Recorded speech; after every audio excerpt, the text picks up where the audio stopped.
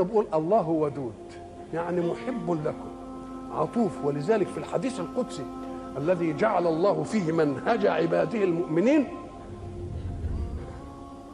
يقول الله عز وجل: يا ابن آدم لا تخافن من ذي سلطان ما دام سلطاني باقيا،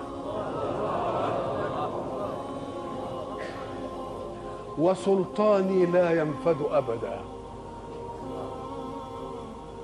يا ابن آدم لا تخشى من ضيق الرزق، وخزائني ملآنة وخزائني لا تنفد أبدا.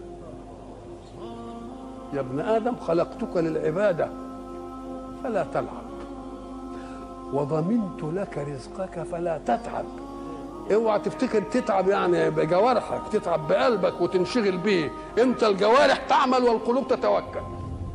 الجوارح تعمل والقلوب تتوكل. خلقتك للعبادة فلا تلعب، وضمنت لك رزقك فلا تتعب.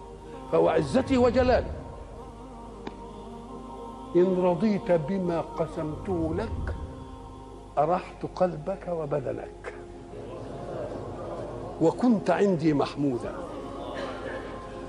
وإن أنت لم ترضى بما قسمته لك فوعزتي وجلالي لأسلطن عليك الدنيا تركض فيها ركض الوحوش في البرية، ثم لا يكون لك منها إلا ما قسمته لك. يا ابن آدم خلقت السماوات والأرض ولم أعي بخلقهن، أيعيني رغيف عيش أسوقه لك؟ يا ابن آدم لا تسألني رزق غد كما لم أطلب منك عمل غد.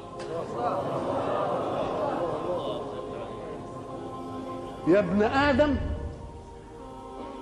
أنا لك محب، هي دي بتاع ودود بقى. أنا لك فبحقي عليك كن لي محبا.